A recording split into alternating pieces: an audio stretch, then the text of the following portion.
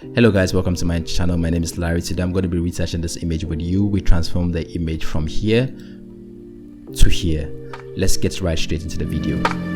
So the main tool that I use for my skin retouching is frequency separation, and there are tons of video out there which is really explaining the method here, but I make this very easy by generating some actions for you, which are also free to download. I'll put a link down there in the description section where you can just download it and import into Photoshop. And when you import this, you'd see 4 actions here. So the first one that I'll start with is my frequency separation action. That is this green one here. You can just click on it and it generates the frequency separation layers for you. So here I typically work with a radius of between 8 to 10 for my beauty shots, and this seems to work fine for me. I mean, you are free to also explore which radius works. And here you can see that I have 2 layers that are generated. So one is a color layer and one is a texture layer. So the color layer basically contains the color information of the image without any information about the texture. Then when you supplement this with the texture layer, you have 2 layers. So this combines to give you the original image that you have. So to work with the frequency separation, I'm going to do this in a very easy way.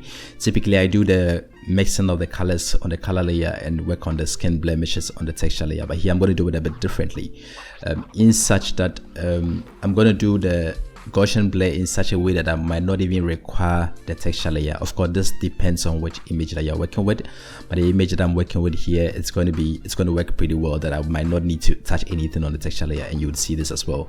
So to begin with, I'm going to start with the lasso tool. So go to the lasso tool and I'm going to make a selection of where I want to start my retouching. And here it's very important that you make sure that the feather is not 0 pixels, because if it's 0, you would have a very sharp transition between the area of selection and the area that is not selected. So typically I work with a radius of a feather of about 10 to 15 for most of my images. So 15 seems to work fine. And here I'm going to select a section. So I typically always start with the forehead. Of course, this is not a must, but this is just a standard that I always do. So I'm going to select the section of the forehead, and here I'm going to go to filter, blur, then I'm going to choose Gaussian blur. So yeah, it's very important. So here the trick that I use is that when I use a radius of about 8, you can see that I have the default 8 here, because that is the radius that I used when I was creating the frequency separation layer. I always just use 5 times, so 8 times 5 is 40. So I'm just going to put in 40 here, and this seems to work. You can see that I've transitioned that part of the skin. So press OK and press Ctrl D to deselect. Then I'm going to move to a different section of the skin. So here I'm going to select here as well. And from here I'm going to speed up the video so that I don't take much of your time.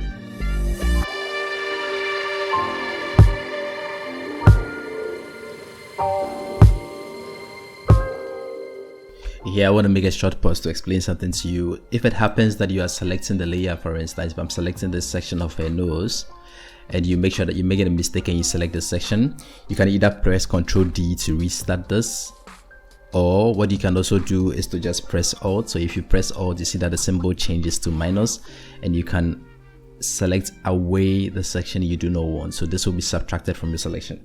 If you want to add anything, you can also press the shift, and you can also add a selection of this as well.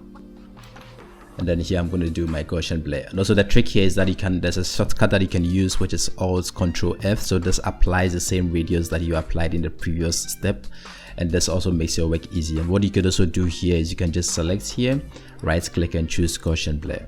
So I'm going to now speed up the process and do the rest of the skin that I want to touch.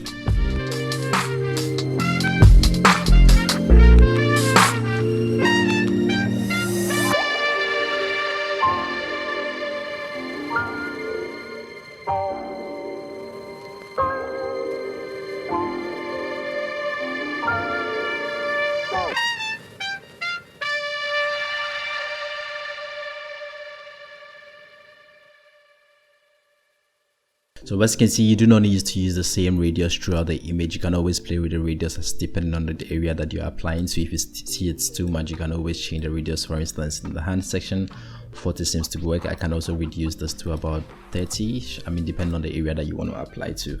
So now you can see that I'm done with the frequency separation layer. And as you can see, I didn't work on the texture layer. So typically I go into the texture layer to work on the skin blemishes.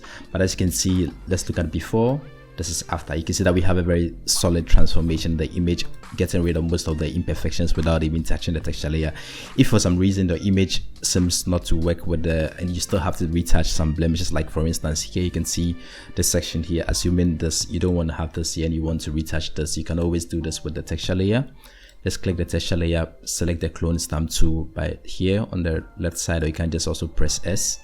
Then you select a good area and you can just paint this in. You can select a good area, paint this in. So when you're doing this, what you have to take note of the fact is that the sampling is from the current layer, not current layer and below. Otherwise, you're gonna have a very ugly selection. So now I'm done with the frequency separation. This looks fine to me. We can go deeper and look at the before and after. So this is before, this is after. You can see that this is quite a solid transformation. Before and after is fine.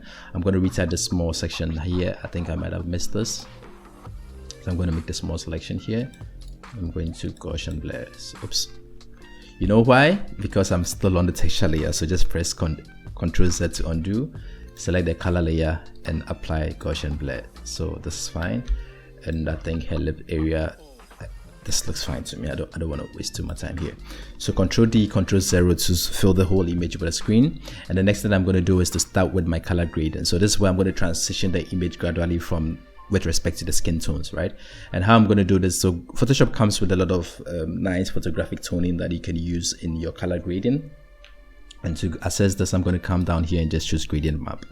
And with gradient map, I'm going to click, so you see the properties open here. I'm going to click on the properties and I'm going to scroll down to legacy gradients, and I'm going to choose here photographic toning. So Photoshop comes with quite a number of photographic toning that you can use to give a different effect to your image.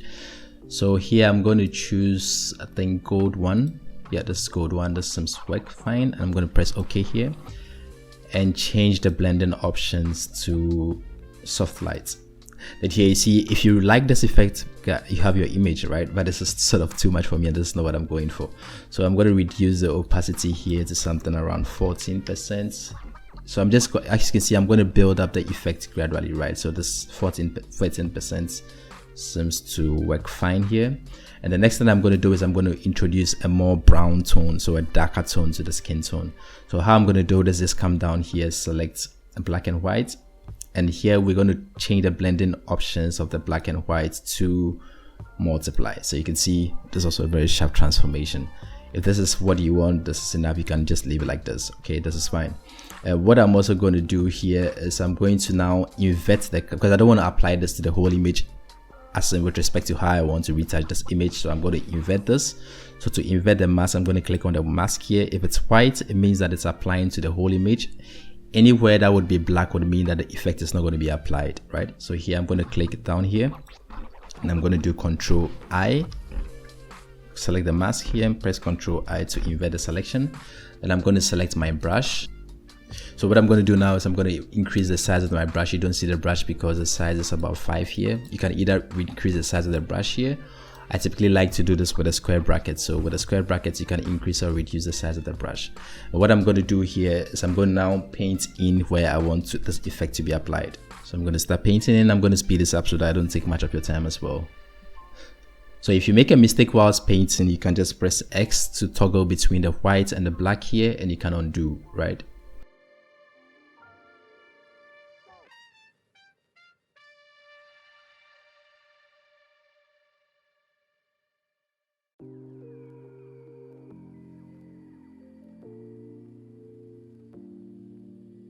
Okay, so my selection is done, and now let's look at before. This is before, this is after. Of course, this is too much. So what I'm also going to do here is I'm going to reduce the opacity of the effect. So I'm going to choose something between 30 and 35. I think 38. Yeah, I can leave this 39, is also fine. So let's look at before. This is after. So we're toning in the color gradually. And the next thing I'm going to do is I'm going to add a LUT that I created. So a color lookup that I created. I would also put this in the description section. You can download this easily. So you can see that we're gradually building up on the effect, the melanin pop that we're looking for. So to bring in this effect, this color lookup, I'm going to come down here and select color lookup. And here I'm going to load a 3D LUT. So click on load 3D LUT, and I'm going to now assess where my LUT is. So when you download this, you can just go to where you downloaded the color lookup that I created, and you can just double click this here. And here you see that the LUT is created. So here, of course, this is also too much. I'm going to reduce the opacity a little bit, something around 40-ish. Yeah, this seems to work fine as well for me. And then the next thing I'm going to do now is to go into dodging and burning. So dodging and burning, I also created some free actions that you can download. So click on my dodge and burn here. And then basically the principle is that when you're doing dodging and burning, you are brightening spots which were already bright in the image, and you are darkening the shadows. So the spots which are brighter are called the highlights, and the spots which are darker are called the shadows. So for instance, here you can see that the section of her face is darker, her nose area is a bit brighter, and here you can see that this section is darker. So this is what you're going to do. What you can also do is sometimes when you're doing frequency separation, you seem to blend in all the colors, so you don't really see where the highlights are. So normally when you turn off the frequency separation layer, as you can see here, you can easily see which section of the image were brighter and which sections were darker. So here with the frequency separation layer turned off, I'm going to go to my dodging and burning, and I'm first going to start with my dodge, and I'm going to choose a brush here. So just press B on your keyboard to select the brush, and I'm going to reduce the size of the brush to be very small. And here I typically like to work with a flow of about 5%, or so that I gradually build. So with the flow, if the flow is 100%, I can show you this. When it's 100%, if you apply the effect, it's like one spot, right? You get to the where you want to go to in one spot. You see, that's not what I want. I want to gradually build the effect. So I'm going to choose a flow of about 5%, and I'm going to gradually paint in. So here I'm going to start with, for instance, her forehead. Here I'm going to gradually paint in this effect. So I'm going to increase the size of the brush depending on the area of application, and I'm going to gradually build in this effect here. This is fine. And I'm going to flip the image as well, but press R, because for the nose it's easier for me to work like this. Right, so this is fine with me. I'm going to press B. I'm going to reduce the size of the brush, and you can see here it's brighter, so I'm going to make this a bit more brighter, right? And the section of her nose as well. I'm going to transition this gradually here as well, and also now come to the section of the face, so the right parts. Press B, increase the size of the brush, so you can see this area is brighter, right? So I'm going to make this brighter like it was before, and this section is also brighter. I'm going to make this brighter, and also her lips, I'm going to make this a little bit brighter here. So just build the effect. That's the whole idea, right? We don't want to do it in one spot. We want to gradually build the effect, and this part of her eyelids are also brighter. So I'm just using the original image as a guide, right? I'm just brightening spots that were brighter. That's it. I'm going to speed this video up from now so that I don't take much of your time as well.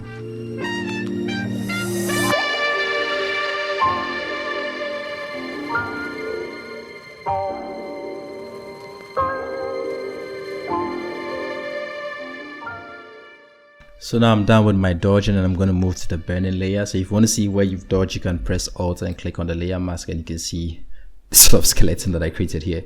So I'm going to go down to the burning layer, click on the burn, and I'm also going to do the same effect. I'm just going to accentuate which parts were darker more, but by just brushing the burn into that section.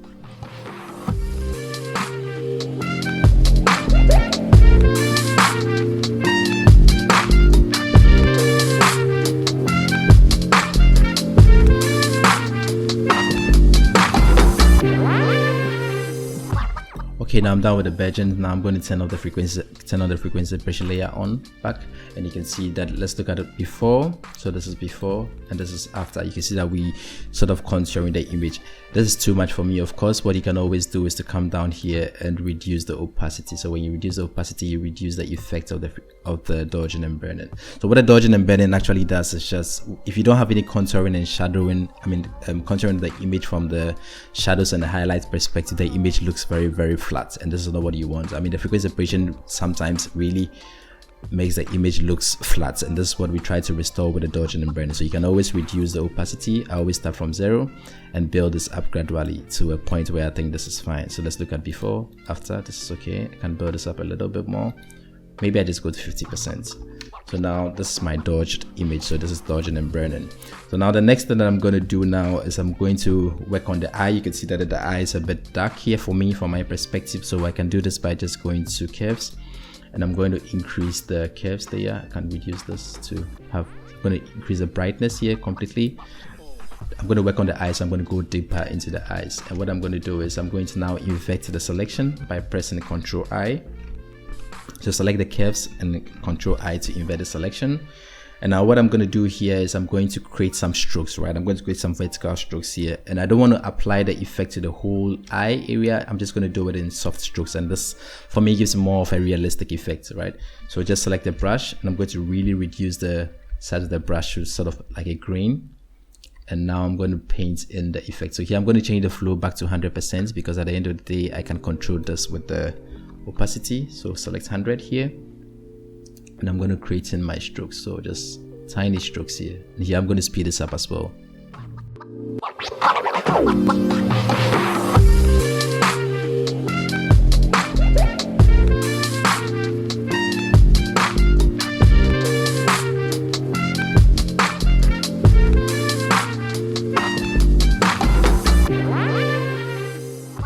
So now I'm done with this effect. Let's look at what we've done. Let's zoom in a bit deeper into the image, so you can see that we create some nice glow in the hair eye. So let's look at before. This is before, this is after. Let's zoom out so that you can see this. This is before and this is after. I can even go more dramatic by adding some more color saturation to this as well. So come down here and select Hue Saturation, and here I'm going to increase the saturation, right? But what you can see here is that it's applying the effect to the whole image, but I want this only to be applied to this section where I selected on the eye.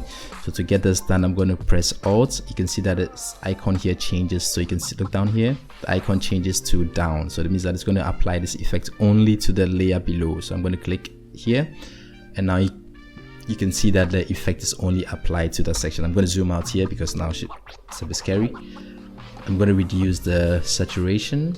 I mean, this, you can play with this as much as how you want. You can even go changing the colors as well as you want. You can go to something more like this to blend in. So yellow to go have more under yellow effect to blend in with the background, and I can increase the saturation here.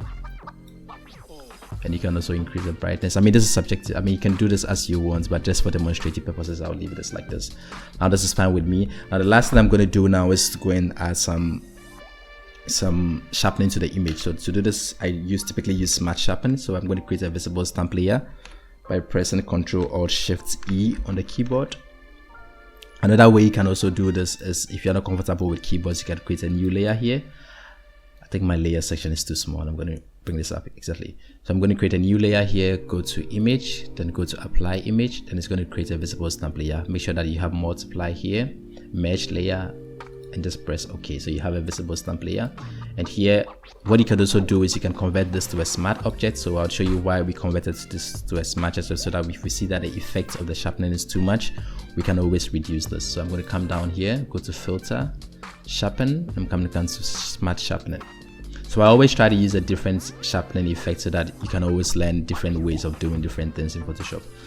So 120, 130, this is too much. I'm going to come down to 140. Let's see, 140. Yeah, 140 seems to be fine. So let's look at before, after. You don't see much of an effect, right? If you think this is too less or too much, that's why we created a smart object. You can always double click on the effect here, and you can really take this overboard depending on how much of the sharpening effect you want. So let's say we take it overboard to 45. It's fine. Let's click before. So this is before, this is after. We can go deeper into the image so that you can see this effect. This is before, this is after. So gradual sharpening, right? This is before, this is after. So that's it for today. Let's go gradually into what we've been doing so that you understand where we started from. So this was our before, and this is where we've got into. So how did we do this? We first worked on the frequency separation using the Gaussian blur. Then after that, we started building the toning of the image, right? We worked on the gradient map first by selecting the gold toning to give more of a gold toning effect. Then after that, we built this up gradually by adding a black and white layer. Then we reduced the opacity of the black and white, and also we converted the black and white layer to multiply. Then what did we do afterwards? We added a color lookup to bring more of the melanin pop as well. Then we did some dodging and burning. Then we did some curves to bring some pop into the eye. Then we some hue and saturation to add more saturation to the pop that we added into the eye. And after that, we did the sharpening of the image. The image looks a bit underexposed to me. You can come to window, then go to the histogram, and you can see that we don't have much information on the right side. So it means the image is a bit, I mean, just for me, it looks a bit underexposed. So I'm going to increase the image brightness a little bit. with a curves layer, just click and drag this up. This looks way better for me. So that's it for today. Thanks for watching this video. If you have any questions, please do not forget to put this in the comment section, and I'll respond to every question that is thrown to me. Thanks.